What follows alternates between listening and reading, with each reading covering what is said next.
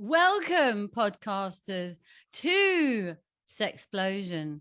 My name is Caroline Chenier, and I'm your coach on all things intimacy, relationships, sex, and superconsciousness.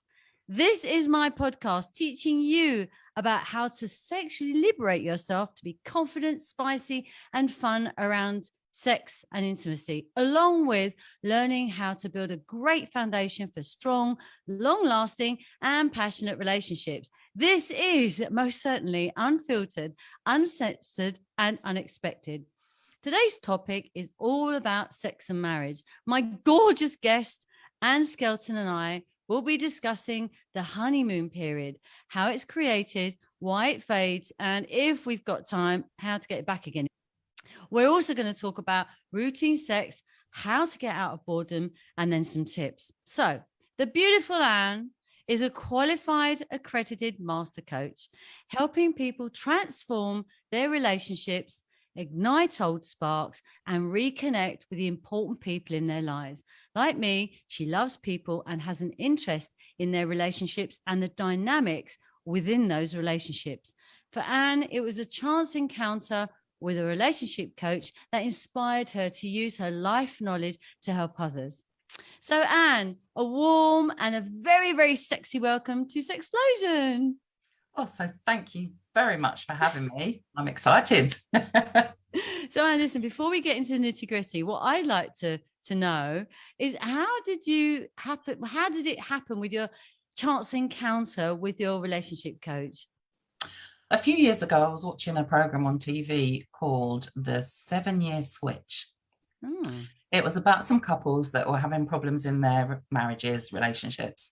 And what they did was they took, I think it was 8 couples, and they split them up. So they gave, say, the dominant partner from one relationship to the dominant partner from the other relationship, put them together and got them to live in, obviously it was in a lovely hot country, I can't remember where now, but they had a lovely apartment with swimming pool and what have you.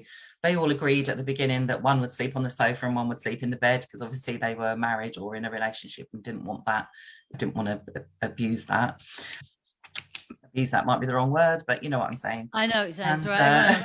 Yeah, don't worry. And on that program, they had a relationship coach, and I thought he was really good. I think I've since found out that he's not actually a relationship coach, but he is some sort of other relationship type guru. But I was just really impressed with some of the stuff he did, and I found it really useful. Obviously, on the TV show, they create issues as well. So, for example, they gave photos to the other partners of one that was in a swimming pool, and it looked, for example, one of the women looked like she was naked, but she just had a thong on, so you couldn't see the front of it, and she was on a inflatable thing, so you couldn't see that she was fully covered up, and she was in the pool with this other guy from another couple. And so of course they send these photos to her partner and he goes crazy. So it's all, it's all good. It's like TV. Big Brother, isn't it? It's a bit so like, a lot of it obviously is set up, but it's set up to see how they would respond to things and how they deal with it. And I just found that all very interesting, as I do with most programs on relationships. Who doesn't love a bit of Married at First Sight? Totally unreal TV, but I haven't actually seen that yet. I have heard it's a lot of, people get addicted to it, don't they? Yes, be careful, it is addictive. That was what I was going to say to you. So anyway, when my husband and I were having a few problems, I decided that I would look up a relationship coach. And we did find someone, and I was more attracted to her by her name than any of her qualifications. So I didn't really pay much attention to that. What was her name? Her name was Lyndon Porter. Right. She's now retired, but she is a Tony Robbins trained coach. So as you know, that's one of the highest quality coaches that you're going to get. But you have to really put into play everything that is suggested and use the strategies that they give you to make a difference. So it just really inspired me to do that. Oh, that's lovely. And to like, for those people that have marriage problems and children are involved, it was partly to sort of see if I can help save a marriage where children are involved, the impact of that would be greater than You're helping them absolutely through the right. divorce, if that makes sense. You're absolutely right. You know, as you know, we do help people through divorce as well. It's not, it's not all about hairy fairy, let's get the marriage back on track. And you have to work at it yourselves in order for it to go anywhere. That's it. If you're not committed, it's not going to work, is it? That's it. So obviously we see people through divorces as well. And, I coach some people into their next relationship. And it's not only that either, though, because you do relationships between like siblings or, parents. Yeah, you do that too, don't you? Yeah. It is really important to, every family has a little black cloud over it. It doesn't matter what the situation is and at what level it's at, but every family has a black sheep, or sorry, perhaps I shouldn't say black sheep, but that is the sort of stereotypical view of one person who doesn't conform to the rest of the family, if you like. But so it's nice to be able to help people with that and see that progression. Yeah, definitely. Well, listen, we'd love to hear your tips later on of sexual tips, things from your experience. But what I'd like to explain to people now is, what is the honeymoon period? So the honeymoon period is actually called the honeymoon effect in science terms. There's a fantastic scientist called Bruce Lipton. Have you heard of him, Bruce Lipton? I've heard of him, yeah. I haven't. Okay, so he's written a fantastic, he's done loads of stuff, but one book in particular called The Honeymoon Effect. And what it is, it's when we are blissfully happy, so excited to be alive, we have tons of energy. And that period is called the honeymoon effect. And we create that personally, we create that. And it's a combination of quantum physics, as in our vibration. It's also a combination of the love potions, as in they call it love potions, but it's actually the love hormone. All right. And also up here, the subconscious mind and psychology.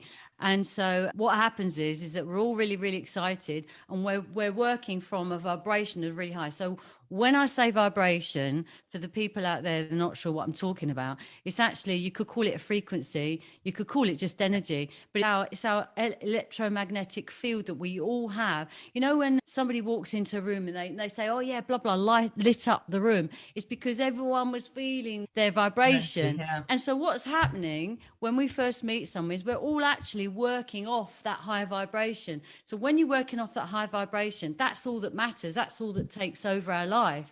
And so what happens generally, the reason why it fades is because life gets in the way, and that vibration starts to go down, and things like organizing the family, work, issues at work, then things might niggle you. And then that's when it all starts to fade away.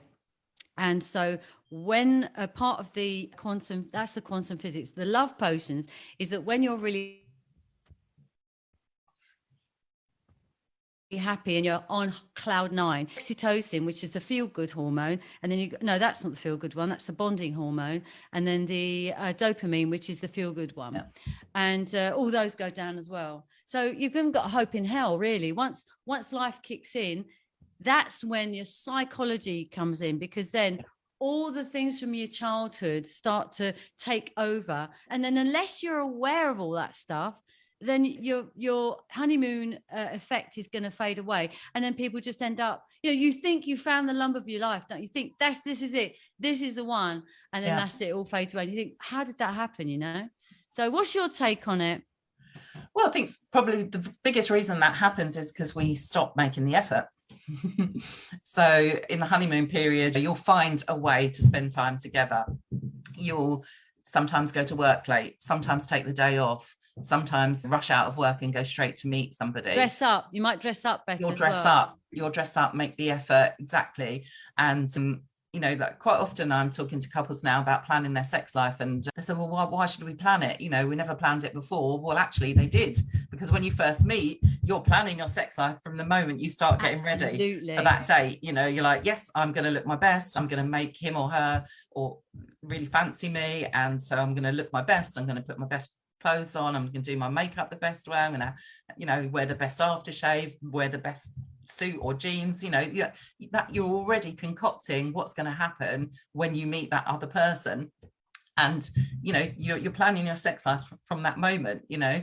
So, and then, of course, depending on your age, if you're a really young teenager and you want to have sex with your boyfriend, you've got to plan it for when your parents are out, or girlfriend or whatever. Sorry, I'm speaking as if it was myself. But you plan that. You're like, right, my parents are going to be out. You can come around tonight and we can get closer and so on. And sometimes you don't even have that conversation. You just know your parents are out, get them around.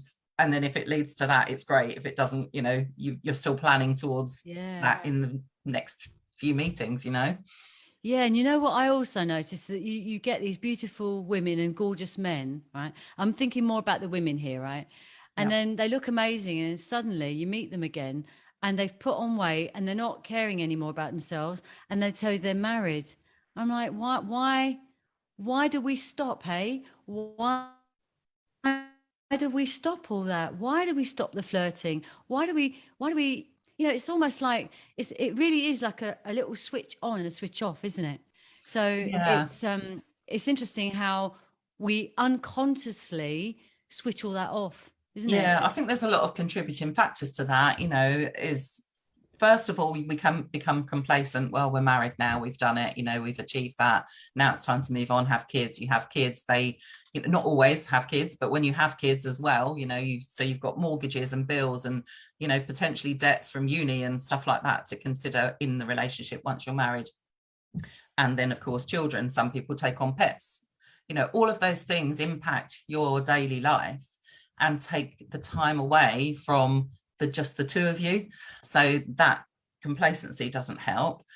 Second of all, you stop making the effort because you're seeing each other all the time. So it's not like it's a special event anymore.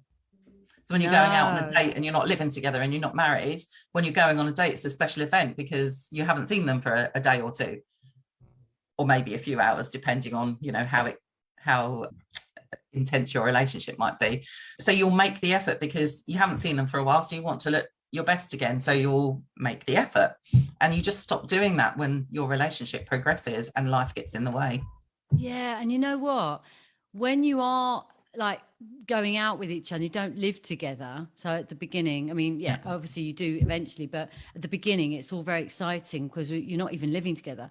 And so when you go into a restaurant, you're meeting someone in a restaurant, the biggest aphrodisiac is the anticipation of seeing that person, you know, and that because you don't do that anymore, do you? Because you're together and you go in together. So that's like that's one of the tips actually was we're gonna talk about later on, is the fact that, you know, if you just go to a restaurant for a meal but just go in separately. I don't do that enough. We don't do that enough, you know. We don't do it enough. I think that's the thing as well, is, you know, it's not a bad thing that life gets in the way and that you have other commitments, and, you know, you start to be more sensible about being at work on time and not having so many days off, and potentially not throwing so many, you know, duvet days. So you have to start being sensible and doing the life chores, if you like. But like you say, sometimes when you make the effort to come together and do something simple like that, go into a restaurant separately and just plan date nights that are different. Because I think one of the biggest things, certainly when you've been in a relationship for a long time, is you lose the ability and the willingness to have fun. You're right. Sometimes just planning in a small bit of fun can make such a difference. My husband doesn't believe, for example, that, I know it sounds really, really crazy, but last weekend I said to him, I'd really like to just go out in the garden and pick up those few bits of rubbish. Now, we'd had a refurb done. We'd had loads of bits of timber and rubbish that's blown around the garden from the wind, so on and so forth. And actually just doing that together, for me, was massive. For him, it was a bit of a chore. You know, I don't want to do that. Why do I want to do that? But you were together, weren't you? But you were just together, 5-10 minutes is all it took. But the amount of effort for him was small, but what he did for me was massive. Yeah. And it's just about remembering those really small things that, although it may not be great for you, if what it does is fills the love bank of your partner to that extent, it's worth doing it.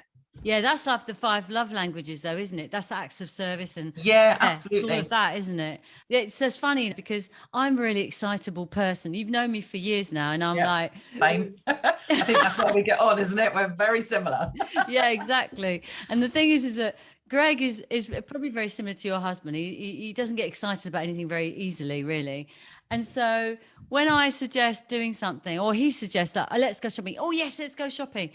You go like, I say, it's really exciting going out, because especially during the confinement, like that was the day out for us. We could go shopping in the supermarket. Yeah. But even like when he cooks me something, because Greg is a fantastic cook. Oh my God. Every lunchtime, it's like being in a 5-star restaurant. It's just incredible. Awesome. And I always thank him for it. He goes to me, Caroline, you don't have to thank me for this. I go, but I do, because you've made that and I'm really appreciating it. I say it every day without fail. Yeah. Even if it's a little bit, I mean, it's very rarely a little bit funny, but like not so nice, but I always say to him, this is good. And so anyway, I was saying, oh, this is really exciting. And he goes to me, what? But it does rub off onto him. It does. It has to, doesn't it? My high vibration, my electromagnetic field that comes from the heart, by the way, it's the heart that generates that electromagnetic field. And like, you know, he's there and he feels it. And the thing is about this vibration that we're talking about here is that it goes in waves from our body, right? It goes 3 foot.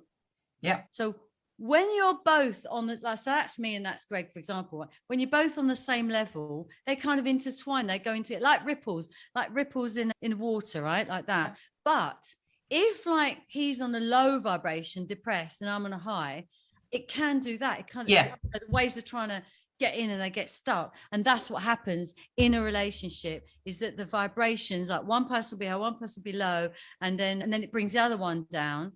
Getting somebody up to a higher vibration is a little bit more difficult. Getting them sad is like, it can be instant. So that's true. But also what you'll find sometimes in that situation is, and particularly women do this, what's wrong? Yeah. What's wrong? No, I'm fine. No, something's up. And we have to know. You know, we have to know what's wrong with them. And sometimes there isn't anything wrong. They just need a bit of time to get their head around something, to process something, whatever it might be, you know. But we insist that we must know what's wrong and see if we can fix it. You see, the trouble is that we're two separate species, aren't we? You know that book, Men Are From Mars, Women From Venus? Yep. Women like to talk. We're the ones that like to, you know, socialize and talk together. But a man, if he's got a problem, he has to go in his cave, as John Gray suggests is what they do. Go into the cave and try and sort it out, because he is supposed to be the problem solver, not the woman. You know, in these two species. Yeah. And so when the woman tries to solve it, and in fact, if the woman tries to solve the problem, it's called takes the power away. Exactly. And so I remember my brother, for 3 months, there was my mum and I knew there was something wrong, but you can't ask Pierre. If he doesn't want to do it, he doesn't want to talk about it, he won't talk. And 3 months later, we found out there was something terrible that was going on at work. And so it's like, that and the thing is, I know another friend of mine, her husband's exactly the same. But we, as the females, the Venus species, we just think they're going to feel better by talking about it, and they don't. No, you know? So exactly. People need to read that book. Wouldn't you agree? They need to read that for book. Sure. And to just understand the fact that, as you were saying, that women sort of like to give their meadow report. So way back when, in caveman days, pardon the stereotypical term there, but back in the cave times, the men would be the ones that went out and did the hunting. You know, they would do a very fast attack on one animal, and they would take that animal down. They wouldn't randomly just chase lots of animals. They had one in target, and that was it. And they would bring home the bacon, so to speak, and they'd use all their energy to do that, just to feed the family. So they'd come back and, like you say, retreat into the cave, rest, replenish, ready for the next time they had to do that. The women, on the other hand, would be the ones who would be out foraging and would be gone for quite some time. And they'd be out looking for berries. They'd have the children with them, hence women having better peripheral vision, because we have to be able to keep our eye on the children wherever they might have been whilst we were foraging and picking, you know, fruit. we would then go back and give our meadow report, as they would say. And the meadow report is all literally about, right, okay, we've been to this area, there's no fruit, there's no, nothing to pick there, don't go there, that's, this is a waste of time. This area here, the fruit's nearly ready, perhaps next time you go out it will be ready, so head for that area first. We went here today and we've taken all the fruit from this area, and this area here is nowhere near ready. So just for safety's sake, so that when they went out, they weren't out searching for hours and hours just to find the fruit. They knew exactly where to go. And so it became important. And as time evolves, women now, they want to talk about their shopping trip or the kids at school and, just about their day, really. And it's kind of the same philosophy, we're just talking, giving our meadow report. This happened, that happened. Oh, and I've got to tell you this and I've got to tell you that. But for the men, when they come home, it's just like, you're not work, don't talk to me. Yeah. Just let me. Just on the back of what you were saying just then, is that, we come home and maybe we've had a problem in that day. Maybe we've had to deal with something. And the men immediately go into resolution mode. How can we solve this problem? Whereas the woman actually just wants to talk. She actually doesn't want it to be resolved. She just wants to talk about her day and get it off her chest. Exactly. And once she's got it off her chest, she's fine. I do remember, all my relationship life, when I'm upset about something that's gone on, this is obviously before I learned consciousness, but I'd be like, oh, excuse me a moment. The cat. Oh, it's you. Greg's just back from shopping. I have to cut that out of the podcast. And so I've lost my thread now. We were talking about the meadow report and women just wanting to talk and the men coming in and fixing it, and they just Thank you, Anne. So what would happen is that I'd be like talking like this, and then they'd be angry that they'd say something or do something, and I'd get upset. And I'd hold it for a while. And I'm on the Enneagram, that's number 9, where you don't want to do confrontation. I don't like that. But what happens is it all just boils up. And in the end, you just have to say it. And the thing is that it's kind of like the same thing, because when you just say it, it's like all off your chest then. There's no need to resolve it. It's all off the chest now. You've said your bit. Yeah. Hopefully they're going to listen and make notes with it or whatever. And that's it. And so that's something that I've realized now since doing super consciousness, that what happens, and this is what happens in the honeymoon effect when it comes to psychology, is that, right, so he'll say something quite innocently to me, but for me, that's triggered something that really upsets me. And that always boils down from childhood, right? And so, but he's got no idea. He's got absolutely no idea that it's triggered me, because how's he going to know what happened to me when I was like 4, 7 or whatever, even 2 years old, right? So that makes me quiet, or it makes me go, whatever. And so then I'll say something back to him, which will then trigger his child. And of course, I don't know either. So that's what happens with couples, is that they end up like this because they're triggering each other. They've got no idea. And so, sometimes we don't even have an idea about ourselves. And I think that's an important thing to bear in mind, is that unless we really know ourselves and understand ourselves, which we forget to do because of all the daily chores and all the other things that we have to do, like going to work and earning the money and paying the bills. And you do that from the moment you start working. When you're young and free and at school, you don't have to think about all of those things, which is great. So it is about knowing yourself and understanding yourself more than anything. If you understand yourself and understand why you react to things the way you do, where it's come from, the emotion that it triggers and the response that will follow, you can stop yourself.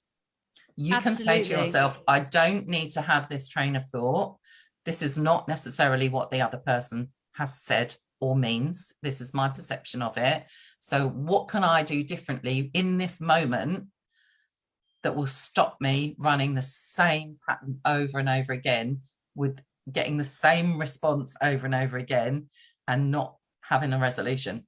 No, and that's the thing, isn't it? Because you will use the same tools. I mean, talking tools like how you resolve things, you use the same one every time. And of course, it never works, does it? You still get the same result. So it's exactly what you're saying. It's being able to change that. And sometimes people need to come, like that's what you and I do, is we help with the consciousness, and so it's becoming aware of yourself. And of course, it's finding out what was it that triggered you. I mean, everything is unconscious. And that's what you're saying. What I'm saying is that we have to become conscious, is what you're saying, being aware of exactly what it is. But a lot of people, you see, it's like when people go on a course and they learn something new, and they go, great, I'm going to do this.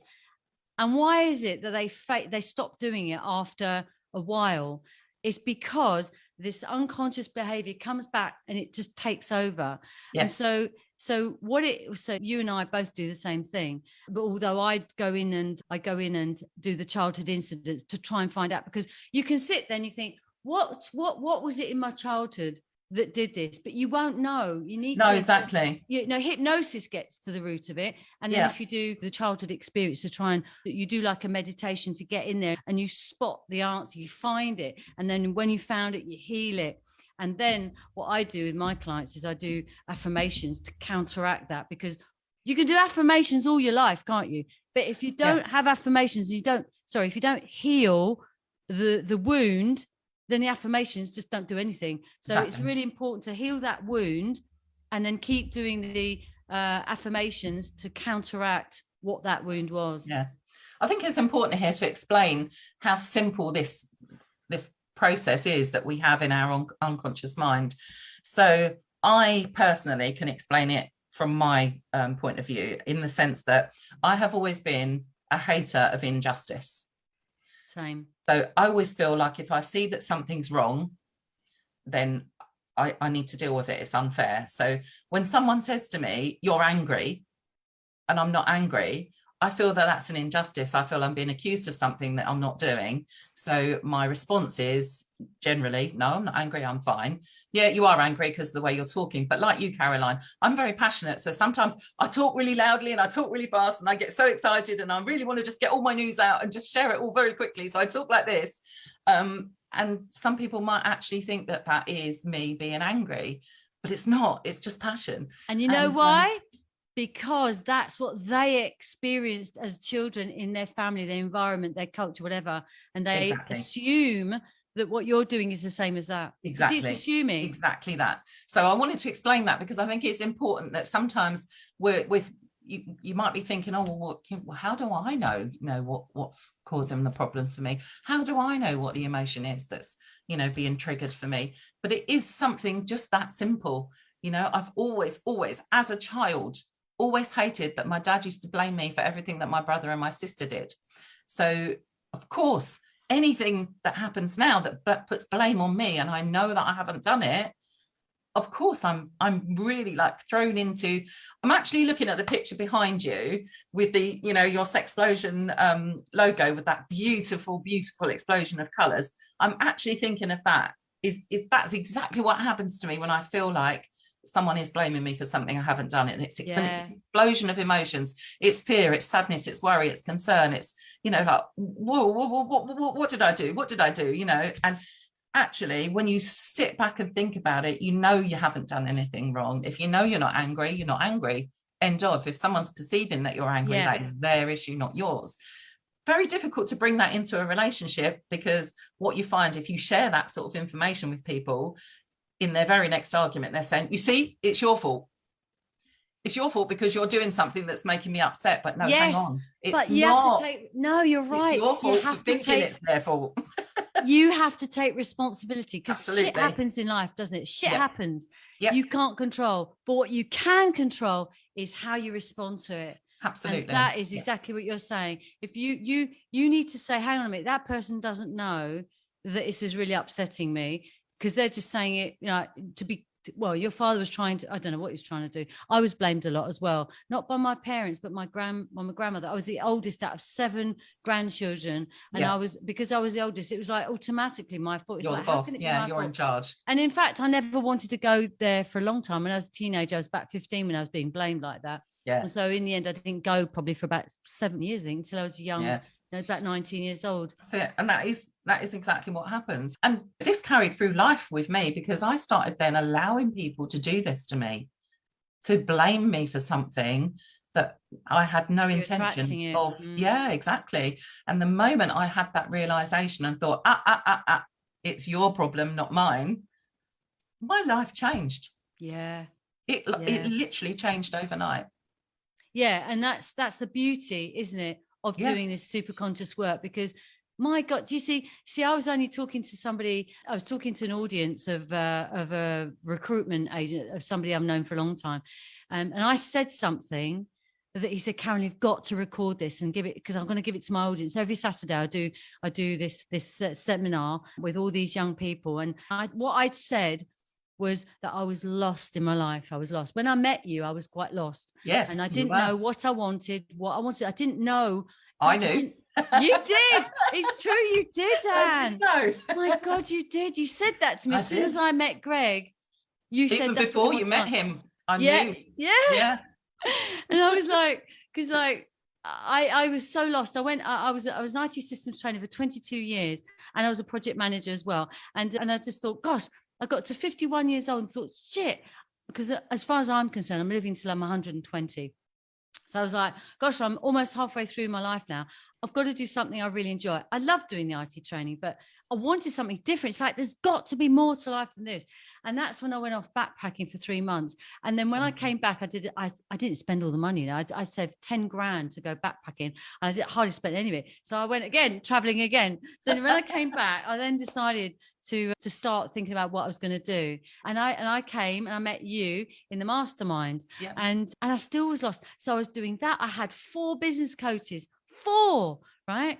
And one of them, Lisa Johnson, she's amazing. She told me, Caroline, the way you talk, you just need to talk to people and relationships stuff. Because I tell it as it is. That's why I do Sexplosion. That's why I've got TikTok now. Honestly, Anne, it's completely exploded. I've got 224,000 just on the one where I talk about the female ejaculation. Well, squirting is what I say. Yeah. So anyway, and I was searching for business coaches, all great, but it was super consciousness that I found. Once I found consciousness and understood what I was doing to sabotage myself, that was it. And that's when people, you said, well, it was you, but it's my relationship. What was it that went through your head? Go on, tell me. Well, when I first met you and we were talking, well, I think I actually used these words to you. You want to be loved. Yes, you did. Yes, you did. And I was saying to you, no. I'm happy being. Sorry? You were avoiding that by having the kind of relationships you were having. Yeah. And not facing it. And I think even at that point you said to me, oh, no, I don't. And I was like, you do. I honestly thought, Anne, because I was nuts. Sorry? That I was nuts. No, I loved you. I still do.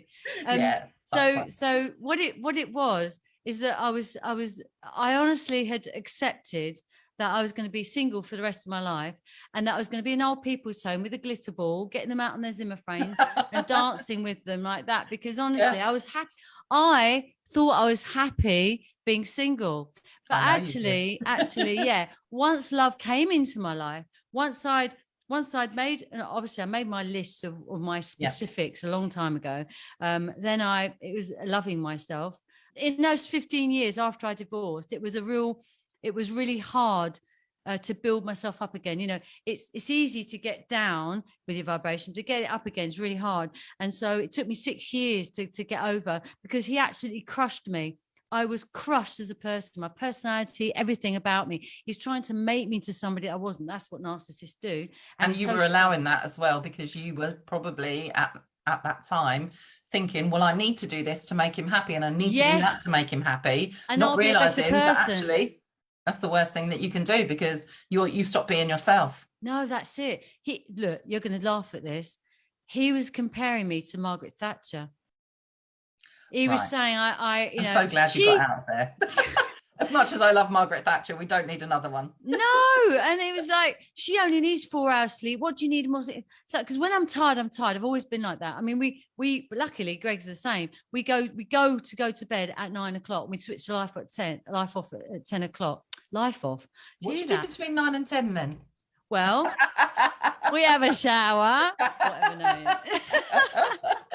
Oh, I tell you what, you know, there's, you know, we might not do it all the time, right? But intimacy is constantly there every day. It's not just about sex. Intimacy no, it isn't. It really isn't. No. You know, and any couple that thinks, oh no, my husband, I mean, at the end of the day, you have to be on the same level, you know. Yeah. I mean, then we can start talking about routine sex now. That's what the other topic was for our discussion today. So, you know, you can be in a brother-sister relationship, but only if you both are happy that way. Yeah. If that's what you both want, you have to be on the same level. And if you're not, and I tell you what, if you're not, and the other one wants it, it's hell on earth. Because I remember in my marriage, I stopped fancying very shortly into the relationship. I actually stopped fancying him. And it's a miracle with this relationship I'm in, because wow, it's been almost 3 years and I still fancy the pants off it. It's a miracle for me. And this is what I knew you needed. You know, you did. That's why you're good at what you do. And we all need a mentor. We all need someone else to tell us. Because, absolutely. Yeah, with Greg, we're on the same level, and I've never ever had that before. We are balanced. I have, and same for him too. You know, he's got 2 marriages behind him. I've got 1 behind me, and so we know what we want, what we don't want, and so we're never going to put up with any old shit again, because we've been there. And oh my God, it's been tough. I mean, him too. And the thing is that being brought up by a narcissist, you know, it's very negative. And actually, when I say things to him, so he says something to me, I don't take offense, because I now know that's just what he's been taught, as in that's what he learned as a child. That's how his parents spoke to each other. And I'll say to him, we'll get on the sex in a minute. I say to him, the way you just spoke then, that's how your mum spoke to your dad. And he goes, oh yeah. So you don't, and he goes, and he says to me afterwards, God, he said, when I realized what I must have put my wives through, because I was so angry, so negative, they'd have an idea and I'd go. And what's really interesting, Anne, is that when I say something positive, he automatically finds things wrong with it. You know, it's like his program. That's part of his job, is to find things wrong. So he finds wrong with it. But when I say something negative, you're not going to believe this, he says all the things positive about it. And I started to realize that. I thought, I tested him as well. And I thought, right, I've got to find something that, because I genuinely don't find anything negative, genuinely. Sometimes I do. And I tested him and I said something negative, and he goes, oh, well, you know, I was like, do you see that? Do you see that, Greg? You're saying things positive when I said something negative, but you always say that. He goes, oh yeah. Amazing, isn't it? When you start to be aware of your behavior, it makes life so much easier. Absolutely. Yeah, absolutely. God. So let's talk about routine sex. So routine sex is when you don't do it as much, and you find it a chore, and it's like, you know, the other half wants to do it, and you're like, okay, I'll do it. And there are a lot of women, I've seen women on TikTok where they say, I just do it for him. It's like, really, you shouldn't just do it for him. But what's your take on it? Gosh, it is a difficult one, isn't it? It is. Because the old-fashioned rules of marriage, for those that are in marriages, are that you should allow your husband to have sex with you. But in real terms now, I would definitely say that you shouldn't necessarily feel like you have to have sex. I'd ask, first of all, if it was me working with clients now, I'd ask, why don't they want to have sex? What is the stumbling block? Often it is just tiredness, run-of-the-mill stuff that has just taken the energy out of you and you just don't feel like it. Other times it's, he thinks he can just have sex and I need something before that. They need foreplay, they need intimacy, they need attention, they need their partners to listen to their bloody Meadow report. Yes. You just need, literally, if you just sit and listen to your partner when you come home, and this won't be the same for every woman, but if your partner comes home and listens to you, then they are already building love in your bank, right? So if they're building the love in your bank, you are more likely to feel that you want to be intimate with them. So then it leads to, you know, the hugs and the kisses, and then potentially once you get into bed, some foreplay and sex. But if you don't have all that leading up to it, often it becomes a chore. It's just another thing that you have to do in your life, even if you don't want to. You know, sometimes you don't want to get up in the morning, run around the house with the kids. Sometimes you don't want to do the housework. Sometimes you don't want to, you know, rush around and get up and be ready for work and have done all of those things, but you still just do them. And then it becomes just the same old chore when you get into bed and your husband wants sex, or your partner wants sex and you're too tired to do it. You know, you're so right. I just want to pick up on what you said about listening, you know, to the Meadow Report, because just by the man sitting there and listening, that's all they have to do, makes you feel supported. Absolutely. And that in itself is a bond. It's a connection, isn't it, that you need with your partner. And a lot of men don't even realize that. And goes back again to us being two different species.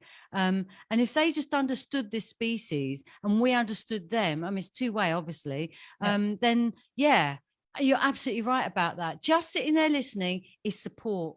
But I mean, I explain this to my clients all the time, is that we have an underlying personality profile, and I love DISC profiling, so I'll quote that, you know, the dominance, influence, steadiness and compliance.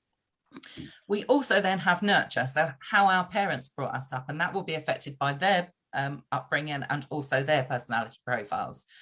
And then we have, as you say, childhood incidents, young adulthood incidents. So basically any significant emotional events that have happened throughout your life from the time you were born, or even as much as way back when you were, you know, inside your mum's womb, because they now are saying that the mother's situation when she's pregnant can impact what happens to you as the baby and as a child. The fetus feels the emotion, don't they? Exactly.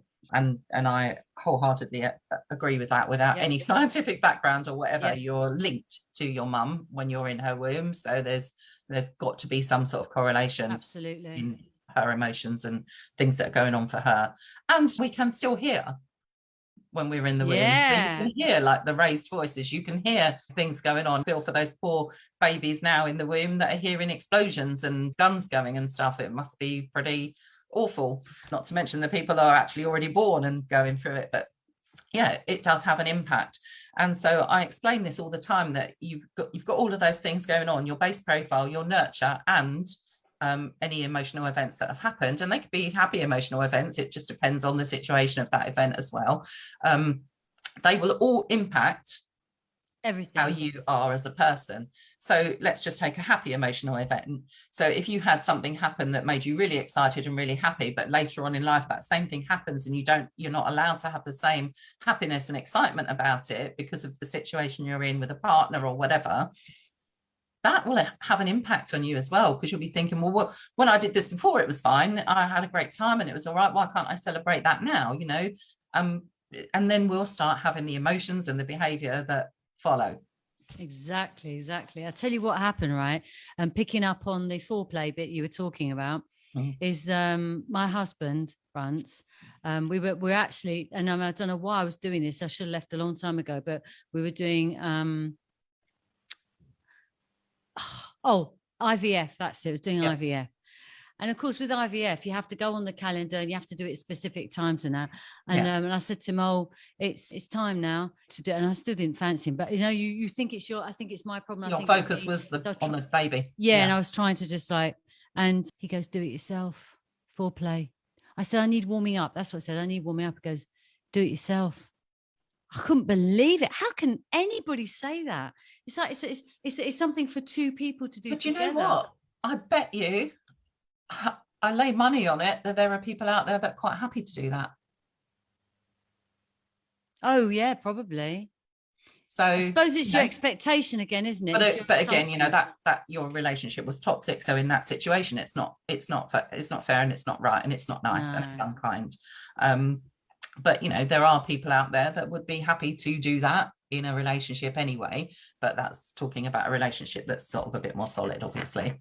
Yeah. So listen, let's have, how long we got? Oh gosh, I haven't got long left. So what I'd like to talk about now is how can we fix this routine, boring sex? How can we spice it up? So I'd like you to offer your ideas on what to do, and then I'll do some of the ideas as well, and give our audience lots of ideas on how they can get out of routine, boring sex. Well, you know, we can get out of any routine that we want to anytime. We are in control of that. Yeah, it is a choice, and it's about making the choice. Obviously, you have to have both people involved in that choice, because you can book the date, but if they don't want to go on it, then you might have a little bit of a problem. But dates don't have to cost money. If they do cost money, they don't have to be expensive. So covering all financial situations here, depending on what you like. If you think back to sort of when you were young and you were allowed to stay out and you had to be home by a certain time, you would stay outside with that person for as long as you possibly could. So even if they walked you home or you walked them home, you would stay outside. And what would you do? More often than not, you'd be looking at the stars, right? Why not just do that? Go out in the garden, put a whole load of blankets out there, lay under the stars any time of year. It's romantic though, isn't it? It's romance. So romantic. It's so simple. And there is sort of some evidence that laying under a full moon it actually gives you really good positive energy. And so when you soak up the energy from the moon, you feel better. Wow. So just something as simple as that. Obviously planning dates and planning ahead. So even if you only want to go out once a month, plan in one day every single month, whether it be an evening date or a daytime date, it doesn't really matter. If it's only 1 hour at lunchtime, it's fine. As long as you've planned it in and it's what's going to work for you, then plan it in so you have all 12 planned at the beginning of the year and you both know exactly what you're going to be doing and when you're going to be doing it. Wow, I imagine they look forward to it as well. Yeah, and there's no reason why you can't book theatre tickets or buy a cinema voucher and have a date that you're going to go to the cinema, and you've got the cinema voucher so that's all planned and ready when you go to the cinema. Even if there's nothing on that you particularly want to watch, watch something that you would never normally watch and see what happens. You know, you don't ever have to watch it again, but you're together and who knows, sit in the back row. And if it's that boring a movie or you're really not into it, there might be some other things that you can get up to in the back row. Because who says that's for kids, right? That's for anyone. Yeah, exactly. Exactly. Oh, fantastic. What I would like to say is to bring back the spark is actually kissing for 30 seconds every day. Just 30 seconds every day. There's some other tips as well, like laughing together. So just literally you start laughing, even if you've got nothing to laugh about, you just start laughing and you laugh until eventually you're laughing naturally. There's another thing that you can do as well. So just some simple tips is actually spend some time looking into each other's eyes. Oh, yes, definitely. Like intensely. 5 minutes. Yeah. Just literally, you don't do anything else, no other interruptions. No, don't get up to make tea, don't get up to go to the toilet. Do all that before you start, and then make sure that you continually look into each other's eyes, like really, really looking deep into their soul, and just really, really concentrate. And you know, with that, see things in them that you've not ever seen before. And also, like, I bet they've never done that before. Never actually. Probably when they first met. Well, probably yeah, when but they even first met, not for the whole. A lot when we first meet. Probably, I don't know about even 5 maybe not minutes. even for that long, but But yeah, and they stopped doing that. See, that's another thing they stopped there with the honeymoon period. It stops all of that. Some things are so simple, we just forget them. And you know what? Another thing. So if it's the man that wants to do it all the time and the woman doesn't because she's tired or whatever, but again, it's that connection they need to get if they start to feel love. So what I would suggest is like doing a nice romantic text, because then she'll feel loved. Maybe leaving a little note in her bag or something for her to find. Little things like that. Yeah, well, make a massive difference to her feeling loved. Because again, like we were saying, with just listening makes all the difference, just to feel support and loved. And that's just another thing I was thinking of doing as well. Absolutely. And even touching under the table. Even the women can do that for their partners as well. You know, it isn't just about the men doing everything. women can do it for their partners too. Write them a little note that they'll find, even if it's a bit of a sexy note that they'll find in their pocket while they're stood in the coffee queue or something. I think that's so lovely, and even bringing a bunch of flowers every now and again. I wanted to also say to everybody, patchouli. You can't really see. Let me just see if I can put this close enough. Can't see patchouli. Yeah, down a little bit. Patchouli, right? This apparently, obviously, everybody's different. Everybody's got their own kind of smells, haven't they? Right? This apparently is like our pheromone smell, the closest smell to our pheromone smell. Like animals when they're all, on heat, right? Use that.